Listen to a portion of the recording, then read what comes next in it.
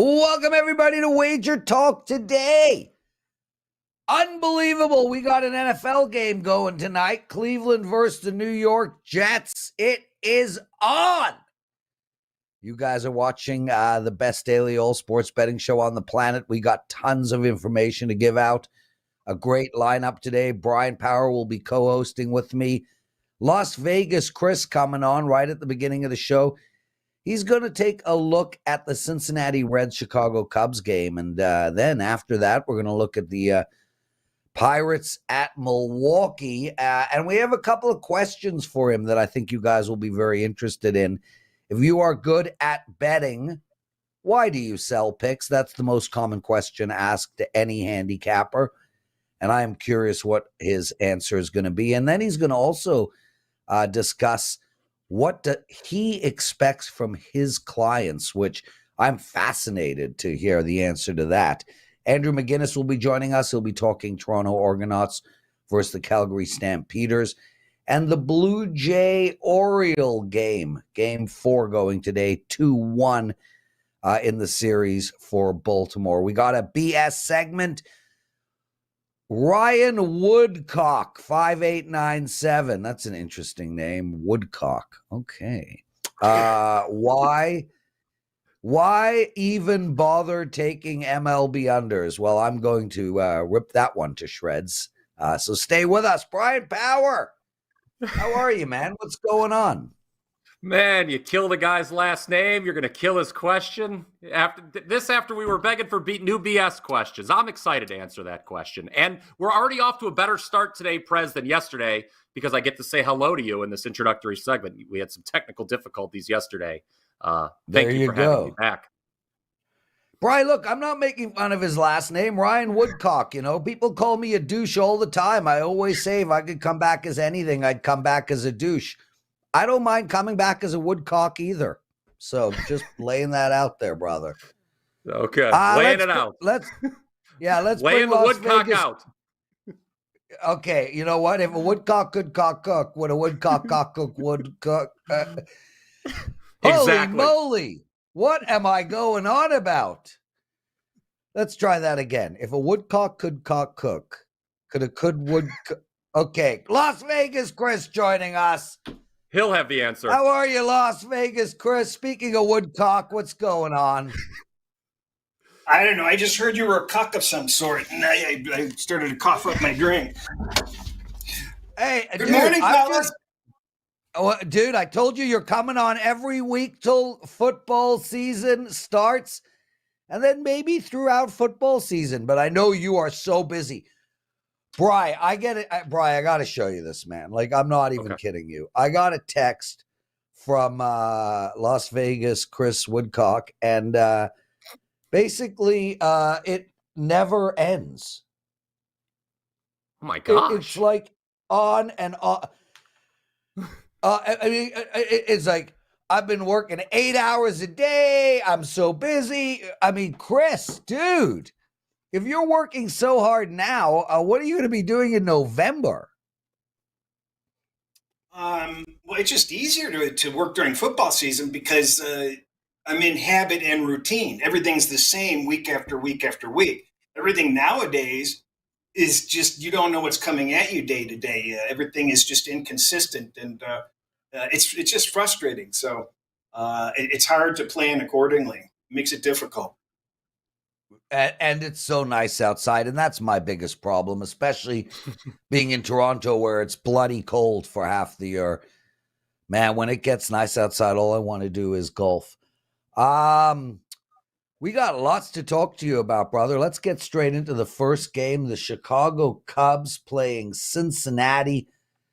Talion on the mound, minus 162 against Luke Weaver, and over and under of 10.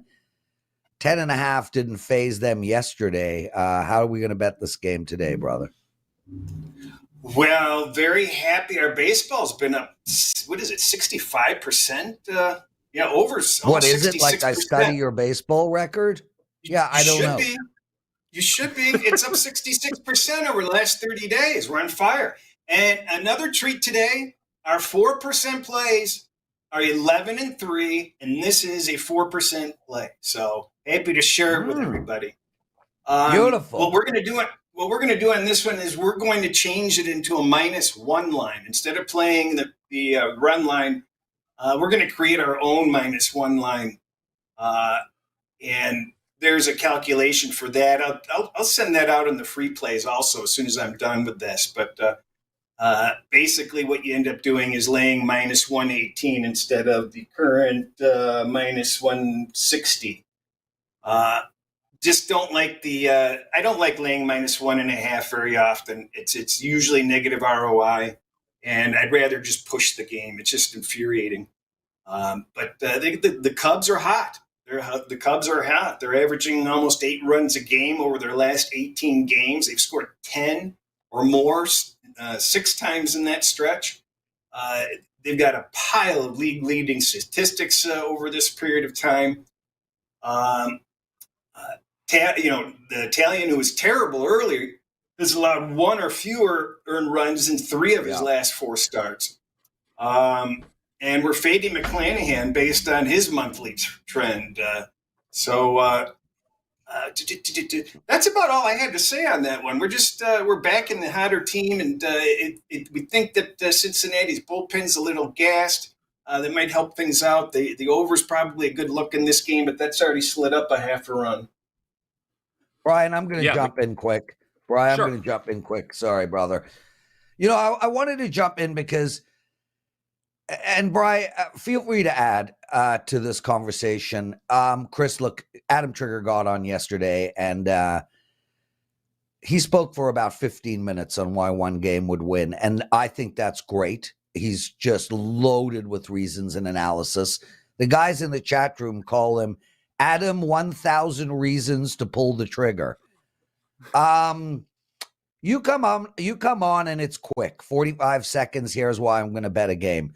And the reason I'm bringing that up is, look, if you read my NHL analysis, could be, 2 paragraphs long. You read my NFL analysis, it could be a page long. You read my baseball analysis, I'm lucky to get 4 words out. I have struggled to write analysis for my baseball plays for my clients. I play on rhythm. I don't care about a lot of these underlying numbers. I'm more of a feel guy, and I can never get it across in my analysis. Are you the same way in baseball? Are you, this is the feel I have for this game, this series? Or are you one of these guys when they buy your plays that you have 47 reasons why the Cubs will win by 1?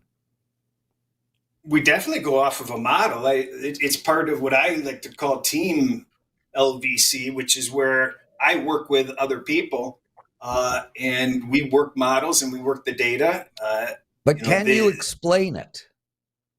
Oh, you know what? We throw. We're not. You can't give out the nuts and the bolts of what makes it work for you, but we can kind of touch on a little this, little that. I mean, I think our average write-up has 3 or 4 short paragraphs and names off some glamour stats. But realistically, what we're doing is we're coming up with our decisions on a pile of different metrics that are combined. That's the way it is with my NFL. If I'm talking about an NFL game, I can talk about this and I can talk about that. But we're working off the model primarily. So everything else is just, frosting. Yeah, I'll just add that. Yeah, I'll just add this. With baseball, I actually find it easier to have a beefier write-up because you've got the pitchers, which are unique to the game. Obviously, it's something unique to touch on rather than, when you're just talking about the team every week in football, the same team. At the end of the day, though, whether you're writing a million words, talking for 10 minutes, or just talking for one short sentence, all the people want is a winner. So different paths, but it's always the destination that everyone wants, I think is what's important. Speaking of winners, Chris, we're keeping it in the NL Central for the second game here. Milwaukee and Pittsburgh beginning a series on Thursday. I had a long shot bet on the Reds to win this division. I got a little nervous. I've hedged a little bit with the Cubs now. So basically, what I want to hear from you is that the Milwaukee Brewers are going to lose today, and hopefully they're not going to win this division, because as long as they don't, I'm going to win that NL Central future. Well, we have a bet on Milwaukee, and we still think that they're going to win that division. But the Cubs are making us nervous. Kind of thinking the Reds are going to fade. They have one of the worst bullpens, and when it gets really down to it, I just don't think that they're going to be able to hold off. But the Cubs are just on fire, and it's really scaring us. And Milwaukee's really not a great team. So, and we're betting against Milwaukee today, even though we need them to win the division. So, in this particular game, we kind of think that all things being equal, Pittsburgh's actually the better team, or it's a toss-up. They're either better or equal, and they're getting plus money. So that's why we're going with them today. Yeah. Okay. There you go. Shall we? Let's transition to the NFL. Prez at the top. You mentioned Hall of Fame game right down I-77 from me in Canton. How about let's talk? You have a Week 1 matchup, Chris, that you wanted to enlighten the listeners on. I have a public anybody welcome Discord channel, and somebody asked a question this morning, which I thought is perfect for here. He wanted to know what he wants to bet Jacksonville. He thinks Jacksonville is a great bet against Indianapolis on Week 1. He wanted to know whether he should buy it down to the 3. And no, we're not going to go with the you shouldn't be buying down to the 3 simple answer, because there was another way to look at this game, which kind of shocked me, because I think I'm going to hand over low-hanging fruit here. Obviously, you only buy down to the 3 if you're getting a great price on it, and you're good luck finding that price. But take a look at that money line. There's a money line sitting out there, DraftKings, at minus 162 and a minus 3.5 point favorite.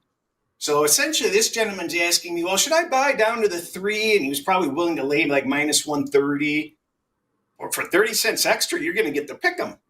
So the true value on that 3.5 is 174. And you have other shops that are plus 161 on that one. So you can lay minus 162 right now in Jacksonville, which is a pretty darn good deal. And if I wasn't so busy, I'd bet it myself anyway, just for the sake of it. But the moral of the story is think of every single way you can bet a game. Look for your alternatives. Definitely look at those money lines. They're falling asleep on money lines in preseason and some of these early week games, because they're busy with baseball and props and season wins and all this other stuff. So that's my advice to bettors.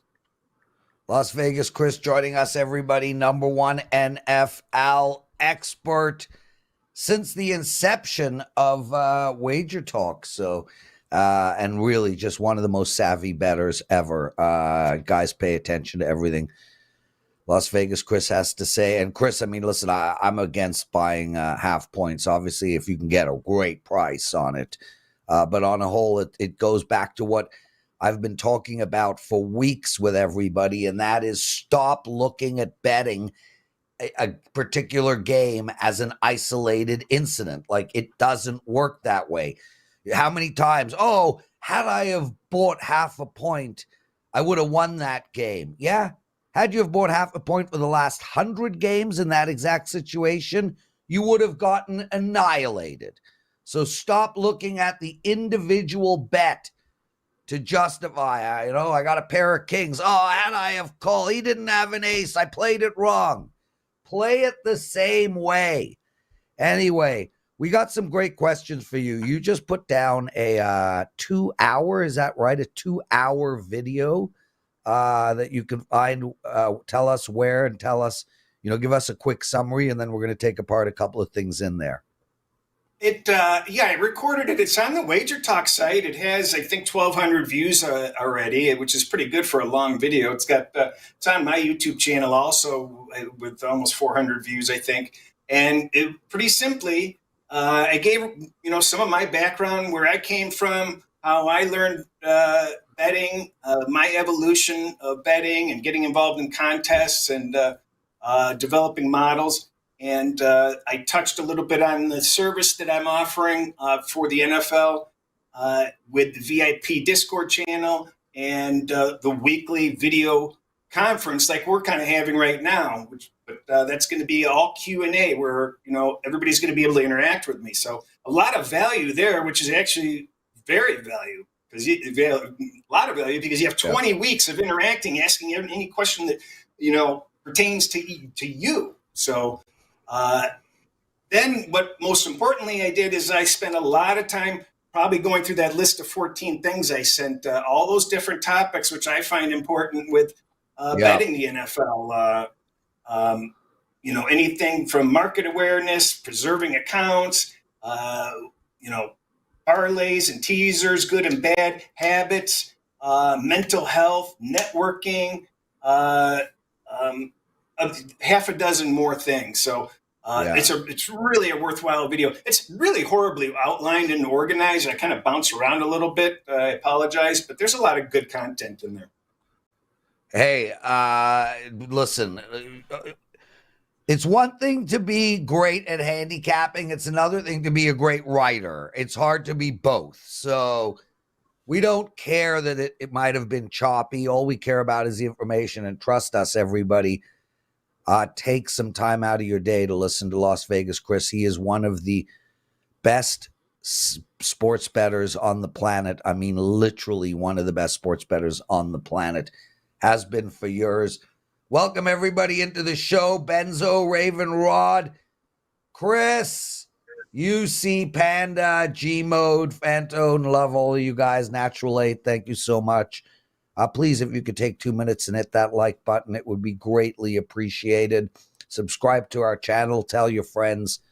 Really appreciate it. So, Chris, the most common question that I ever get, if you're so good at betting, why do you sell picks? My answer is always the same. Do you ask your stockbroker the same question? And then I just move on. But I'm sure you have a better answer than that. I consider the questioning, usually coming from an envious position. But, also there are some people that, that actually wonder that. Because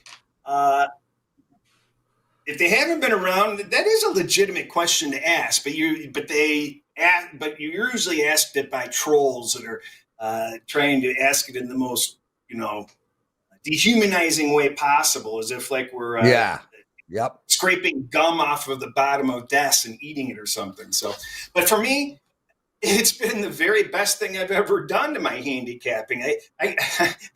There's been times where I felt like I should have been paying to do it, because what it did was discipline me, because I wasn't the most disciplined bettor around. And when you have to perform for other people, when you have other people following you, trust me, I give a crap about my results far more than I do about for clients than I do for my bank account. I care a lot on both, but I take it a lot harder if clients are losing. So it disciplines me, it structures me.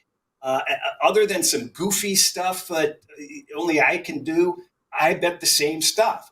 So it's really important to me. And the relationships that I've built have just been awesome. It's rewarding. And I can't name a single business or individual that if you say that, hey, can I give you some extra money? Can I reward you for this and have a residual income, that they wouldn't take it. I mean, that's the goal of everybody, especially in this economy, for God's sake. So, I mean, I can go on and on and on. It's just part of the process, number one. And you know what?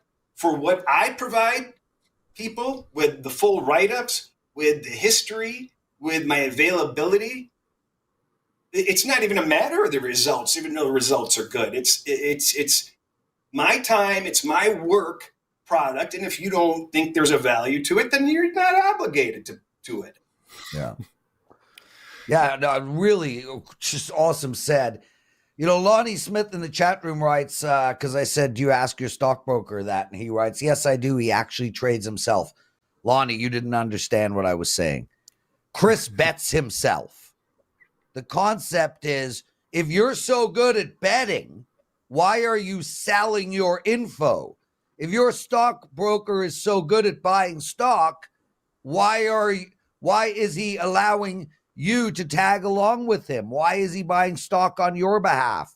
It's not why is he buying stock? Obviously he's buying stock He's a stockbroker. Obviously, Las Vegas Cris is betting. He's a bettor.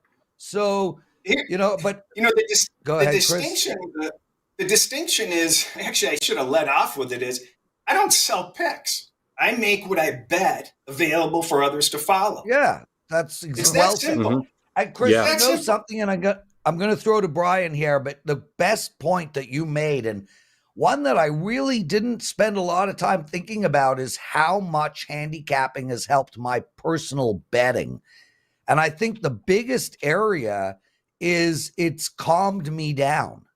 When you're trying to win for other people, you make less mistakes. You're more cautious. You're more careful. I actually think it's been a really good thing for me as a sports bettor to sell my picks. Bryan, do you want to add anything to this? Well, yeah, to that point, I mean, in our position, it's not like you can just throw something up 5 minutes before the game on a whim, like if you're just betting it yourself. So my question, though, Prez, was, because Chris brought up trolls and people asking that question from an envious position. Do they really ask you that question in that voice you did the first time? Because that's like the ultimate troll voice you did there. That the first time, that's how they do it. Why do you sell your picks? That's how they say, and you just walk right away. That's how they do it. I'm picturing that and laughing. Yeah. I just laugh at that comment. When it comes, I'm not offended by that comment if it's from, somebody that just has never heard it before. But when it's intentional to try to emit a response and it's phrased, well, why do you have to do this? I don't have to do this. I don't have to do anything. I can retire. Yeah. This is a passion project for me. I enjoy it. And trust me, I bet a hell of a lot of money on what I'm doing. And I always say, too, the easiest part of what I do is coming up with the picks. It's what am I going to do with the picks? How do you bet the picks? Yeah. And, NFL subscribers have learned immeasurable value on how to bet, all the options you have to bet, and they've applied it to different sports. And they're grateful for it because you have to evaluate every single different way that you can make a wager and extract the most value as possible. And that's why NFL is so great. I've got days and days and days to analyze things from 10 different perspectives. Well, that's what I want to talk about right now. Dean Allprofit writes in the chat room, fact. Whenever someone starts off with that word, it's definitely not a fact. Fact. People who buy picks, they only buy them because they're too lazy to do their homework. Oh, Dino. So you want someone to go to work, spend 8-9 hours a day, let's say 8 hours a day at work, an hour getting there, an hour getting back. That's 10 hours of work. Then they come home, have a family dinner, watch TV with their young kids. So that's now, what are we at? 15 hours in a day? And then add, what do you say, Chris? Teddy spends 8 hours a day handicapping. So they should add 8 hours on top of their 15 hours to then handicap. And if they don't, if they sleep for more than 2 hours, they're lazy. Come on, Dean. Come on, man. I'll tell you one thing. How much time it is? Go ahead, Chris.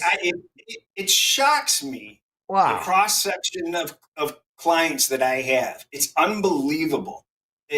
My perception of what a client, what the average client's profile is absolutely nothing compared to the reality. And you see a cross-section of everybody, and it's fascinating. And the exchange of information, some of these people are sharp as a tack, and they get services because they just want to pick off little bits and pieces. There's other people that are betting 5 digits a game, and they're buying, 6 or 7 different from 6 or 7 different sources, and they want to check off against each other. They want to absorb information. They like the write-ups. They want to learn through that method. Oh, Chris, great. Seth S. writes, Dino, I'm also too lazy to build my own car, so I bought one from a dealership. Well said. Brother, this segment is going long, but I got to ask you one last question, and then we're going to talk about your NFL season and what clients can expect. And that question is, and I love this symbiotic relationship between the handicapper and the client. Never, ever have I thought, what do I expect from my clients? What do you expect from yours? One of the problems that we had last year was I had to have a little round table in my Discord to say, well, what am I supposed to do if I have a play and I have clients that are not prepared?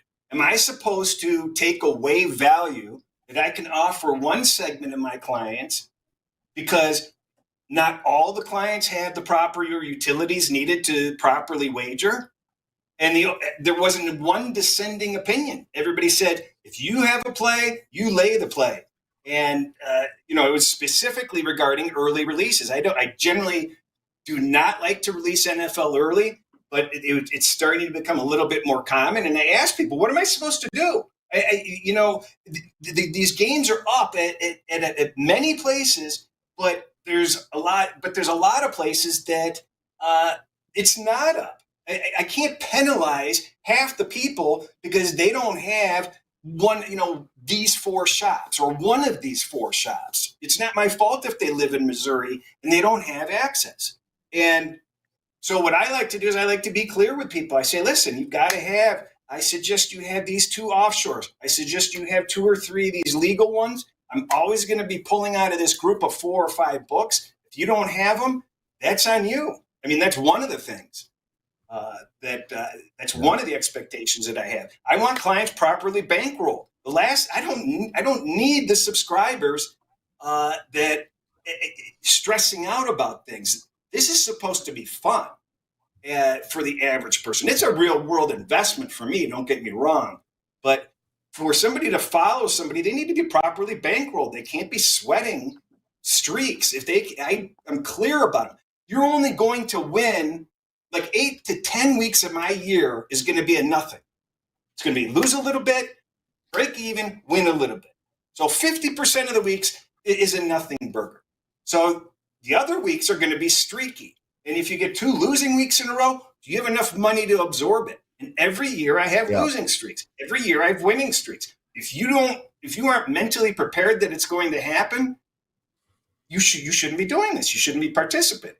But that's the type of expectations that I want from clients. It's basically just openness and an understanding. Cris, I mean, for me, after you put that question up, I did give it some thought. And, the number one thing for me, honestly, is I want my clients to bet the plays the second I release them. That's the one big thing for me. If I put it up, bet it. Don't wait. That's sort of my biggest thing. Cris, did you lay any bet on tonight's Hall of Fame game? No, I did not. It's better to leave a winner on the table than add a loser. I have no interest in the game tonight. Couldn't care less. Well said. Guys, if you are trying to figure out who to play in NFL this coming season, Las Vegas Cris has a very original, incredible program for you all. You'll basically get every single bet that he is betting himself all year. But more importantly, you'll have 24/7 access, direct access to Las Vegas Cris. He has a Discord channel. If you are a seasoned subscriber of his, you will be able to communicate with him. Not only will he go through the picks that he's betting, but also answer about bets that he's not making. For instance, if you want to if you want to bet on the Hall of Fame game, he'll help you find the bet, etc., etc. Las Vegas Cris, this is an excellent concept. Did I get that all right? Did I miss anything? Yeah, we're going to have weekly wager conferences, which is basically going to be. I can't really promise anything with those other than I believe that oftentimes that's going to be kind of a work product, sort of where, I'm going to be sitting here and instead of staring in a camera, I'm going to be working. And I'm going to be looking at the lines because I can't sit here and block off when it's football season. I can't afford to block off huge chunks of time, but I can work and I can communicate at the same time. And I'm hoping that people are able to see a little bit of what my process is. And I'm hoping that things happen on the fly and they can be a part of it. And I say, this is what I'm working on. This is what I see developing. And they get a little piece of what I have to go through, because what I do that's different than a lot of, visible cappers is that I bet my stuff before I give it to the clients.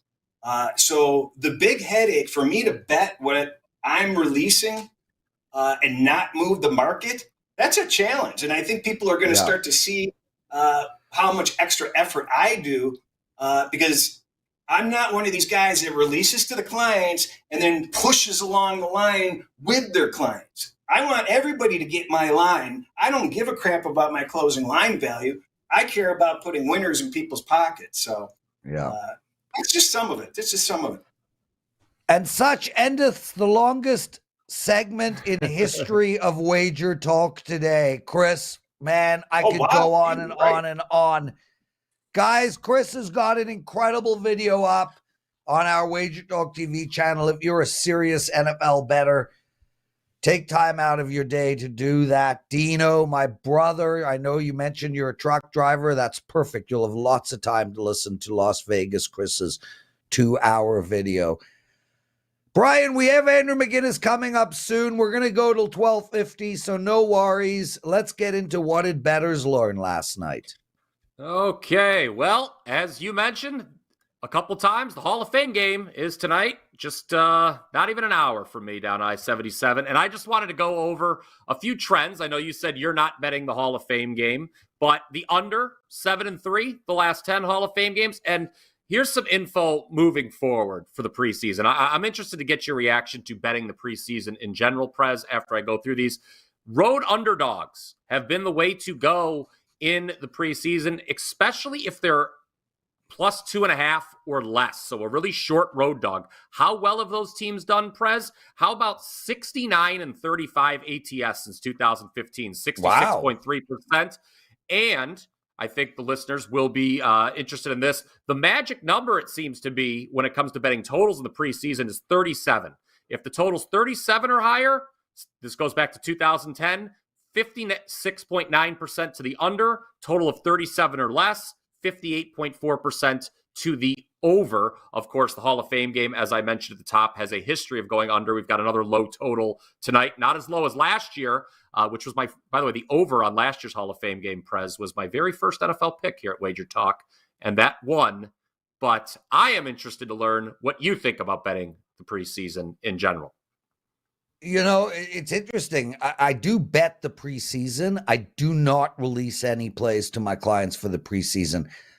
I'm more focused on in-game betting in the preseason, especially with new quarterbacks coming in and out and whatnot. I think there's a lot of opportunity. The ideal scenario, Bryan, is these teams start their regular quarterbacks. They go down and score, and it's 14-0. End of the first quarter.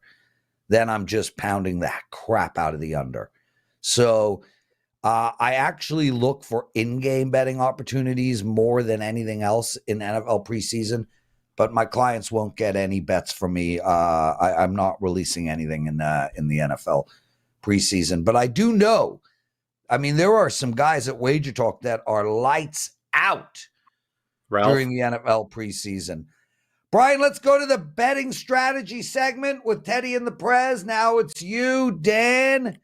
Do we have the question up on the screen? And yes. So this is from Mr. Woodcock. Mr. Woodcock writes, why even bother taking unders in MLB? Oh, Ryan. Ryan had a bad night last night, Brian.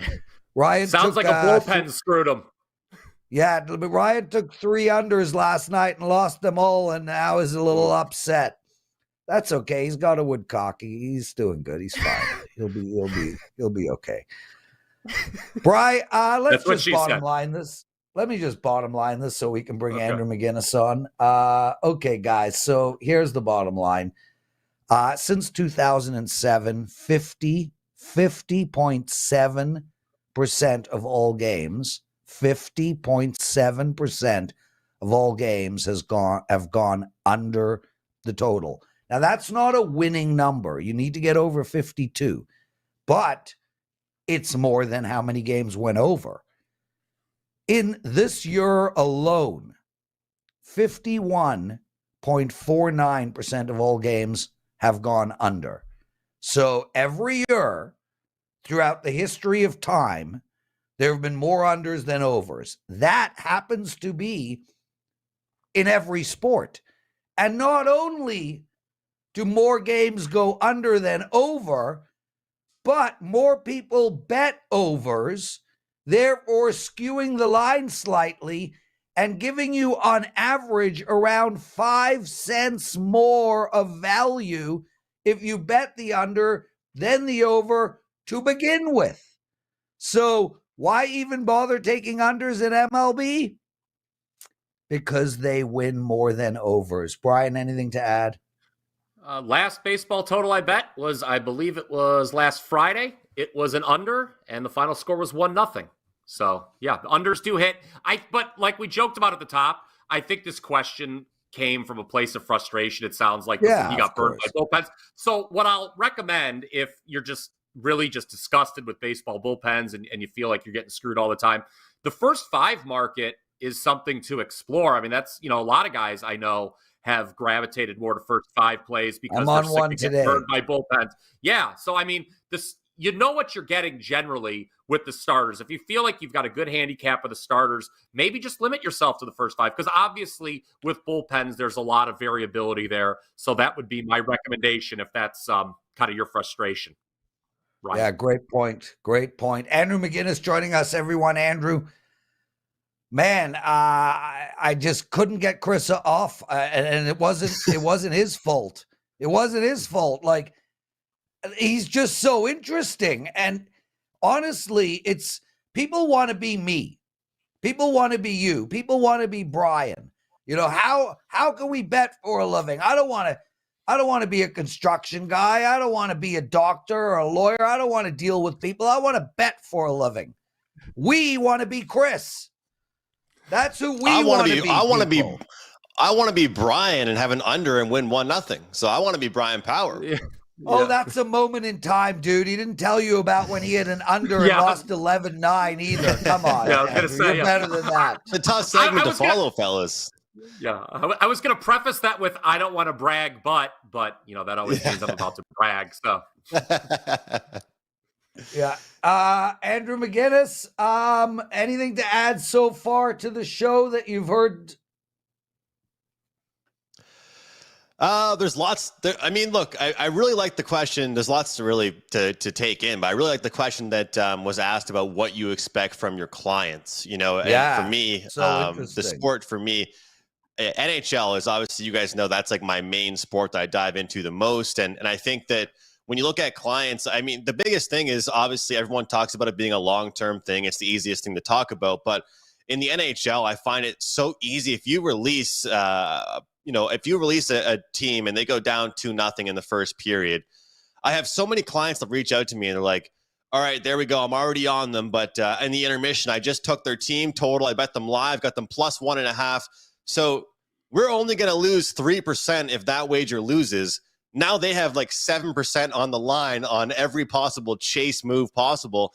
And that stuff is bothersome because then they'll blame you for that. Yeah. And those are not bets that you told them to make. So it's frustrating because you take a look at some of this stuff that people will do.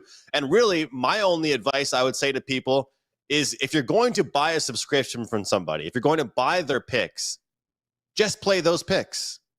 Because I don't want to hear you complaining that you're just adding on and adding on and adding on to more. For example, if we come on here and talk about a baseball play, right? Like, let's say a guest on the show came on and loved a baseball play. So they took that one pick on the money liner total and decided, well, that means he must like this strikeout prop. He must like this guy to go over 1.5 bases. Right. Meanwhile, the handicapper, all they gave was just one pick. That's such a great point, Andrew. Back in the day, man, when I was answering phones, when I started my first sports handicapping business, I'd go 3-1 and get lambasted because the 14 parlay didn't hit. Like lambasted. But listen, Andrew, I mean, let's be honest. We're living in an age where everything, and I mean everything, is someone else's fault. Okay. Toronto, Calgary, 6-0 Toronto team scored 30-plus points in every single game so far this season. Total's been bet down from 52.5 to 51. Toronto is minus 8.5, which is a big number on the road.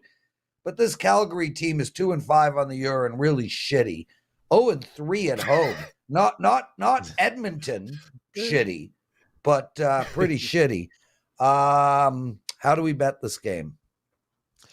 And I'd say that Calgary has been rather disappointing as well. I mean, they have not reached expectations, and they're one of those teams, I think, at the end of the season, guys, we'll look back on it and say that they're probably involved in the closest games every week, but they just weren't clutch. I mean, they're not really like a horrible team. They just can never pull it off. They can never get that late touchdown or drive to win the game. But guys, Toronto, I'm looking at the first half -5 here for the Argonauts. They have outscored their opponents 66-20 over their last 4 games. Toronto is a big-time first half type of team.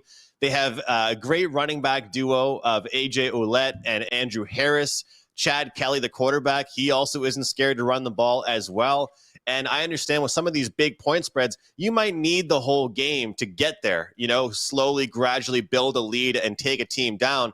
What I've noticed about this Argos team, they play their best football and they also kind of take the most chances and go downfield and make the biggest plays in the first half. And last week I had the chance to actually watch the Argos in person. They had a game actually on a neutral site in my hometown. And the Argos, as Prez stated, they scored 30 points again. And guys, it wasn't even one of their best games at all. And frankly, it was probably one of their worst games they've played this season. They had 140 yards total of punt return yards. Very impressive. When their quarterback's not playing his best, the receivers aren't playing very well, run game wasn't there. The punt returner says, hey, it's all right, guys. I got your back. So even though they won last week, I expect an even better effort out of Toronto. And Calgary, they have been more of a second half team this year, starting games off pretty poorly and working themselves into the game. So I feel like this is a really good spot to isolate for the first half. I'll take Toronto -5 here in the CFL Week 9. What do you say, Andrew? We stay in Toronto, but we're going to switch sports here where the Blue Jays, Prez, are in the AL East. I don't know if you knew that. They are I'm going to the game, bro. Oh, you are? Okay. Well, I got killer seats. All right. Okay. Not to brag. Hey, but you don't get the name the Prez and it's getting bad seats. You know what I mean? You got to hold up with the name. Yeah, you're not going to sit in the nosebleeds if you're the Prez. But anyway, the Blue Jays have struggled, Andrew, in these division games. The Orioles, it is incomprehensible to me how they have been underdogs in more games this year than they have been favored. How we play an Orioles Blue Jays who are wrapping up a series here on Thursday. It really is, Brian. It's wild. Looking at some of the prices that the Orioles continue to get and the success they still have. And that's the thing. I went on Teddy Cover's show on SiriusXM around the halfway point of the season. And he asked me, a bet against team, a totals team for over under. And he said a bet on team. And I didn't want to look so biased, but I said, honestly, Teddy, I got to give you the Toronto Blue Jays, gave my reasons, but I did state that price-wise, there isn't much value on them there. But I like the under 8 in this contest here, Brian. And you mentioned to the listener and viewer here in the comments section that you like the first 5 market for unders, or you're recommending if people wanted to look at that. I actually like these bullpens. I mean, of course, the great addition the Blue Jays most recently made. The Orioles are relatively rested as far as their bullpen is concerned as well. And obviously when Gausman's on the mound, he's someone that can kind of help you be a little more convinced in a Blue Jays game to take the under. And he's been the definition of consistent. And I mean, all over the place, how deep he goes into games, how many hits he gives up per game. Guys, he went 4 straight games, giving up exactly 5 hits, going exactly 6 innings into the game. He seems to be, an absolute robot out there doing the same thing every single game. He only had one blow up over his last 5 starts. Other than that, he gave up 2 or fewer runs. Jack Flaherty, he's obviously the big story of this one as well. He had a great July. He performed very well, and I know it's the Marlins and the Yankees, but he shut them out in back-to-back starts for him there. And he's only really had one shaky start. And obviously we know the deal. When you go to a new team, you want to perform, you want to play well. And I think that a lot of times, people don't talk enough about defense of baseball teams. You hear about defense in football or basketball or other sports like that, but you don't hear about defense in baseball. I think that this Orioles club will have his back and look to make some big plays. So I would say 90% of my baseball totals when I'm playing the under are in the first 5 innings. I'm comfortable with these starters, with the relief pitchers to come in to take this full game under 8 innings. And let's be honest here, this Blue Jays team, they're not hitting the ball to the park. I mean, George Springer, he was lucky. He was celebrating yesterday getting to first base like he just hit his 3rd home run of the game. You know, they're struggling, guys. Cute. So it was cute. I mean, he looked excited. It was relief. He needed it, man. Not excited, but it was cute. No, nothing's that exciting. One last one. Go ahead, Brian. I was just going to say, it's crazy with the Blue Jays that, they made the alterations to the stadium before the year and everyone thought it was going to benefit the offense. But in terms of runs per game, you see one of the lowest numbers of runs per game in Blue Jays home games. I think they average less than 8 runs per game when they're at home this year. So it's interesting how that's worked out and lends itself to big time, Brian. Andrew, look, I'm going to this game, and I hope it does go under because I don't want to be at the game long. Like, honestly, it's just I went on Saturday, man. It was beautiful weather. I have great seats, 20th row, right between first base and home plate. And after about the second pitch, I'm counting my minutes to get the hell out of there. So, Prez, they literally added a pitch clock. Like when I went to the game when I was in Toronto and I saw you, I noticed it big time. Brian, have you noticed it? I noticed it big time. Oh, yeah.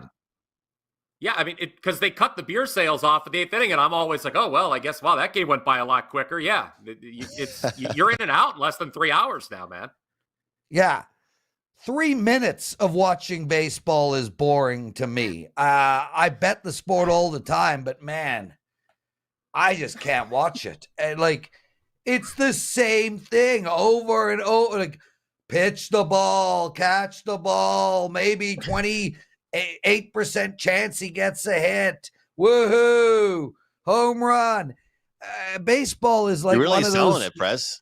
You're really selling baseball to people. Yeah, well, I don't like watching baseball, dude. Baseball is like dating. A whole lot of nothing and then a moment of sex. Okay. Hey-o. Okay. I think we're good. Andrew, what do you got to promote? I've got a 4% play on tonight's game, and tonight in the CFL, it is the game of the week. It's usually worked out where the most exciting game of the week is happening later in the week. Not tonight. We got the BC Lions and Winnipeg Blue Bombers. I do have a side play on that game, so looking forward to that one big time. And a 5% play on the last game of the week featuring Saskatchewan and Ottawa. So I know NFL's coming back, guys. I know college football is around the corner and things, but when you go to a restaurant, when you're buying your wife or girlfriend or whoever something nice, they don't ask you how you made the money. It's just money, baby, and I'm hoping to make some tonight in the CFL. There we go. Andrew McInnis, everyone. What a fun show. Shout out to Ryan Woodcock. You gave me an opportunity to laugh. Brian Power, thank you so much for co-hosting with us. Las Vegas Cris did an excellent job. Andrew McInnis as well. Our great production team, Dan and Joe. Bry, we'll have you back in rotation next week as a guest. Teddy is back on Monday. You've done an awesome job co-hosting with me. Thank you, brother. Why don't you end the show and take us home? Well, you're welcome, Prez. It's been my pleasure to co-host. Everyone, check out the Power 5 on the WagerTalk YouTube channel. And with that, the best damn sports betting show on the internet is over for Thursday, August 3rd. Bye.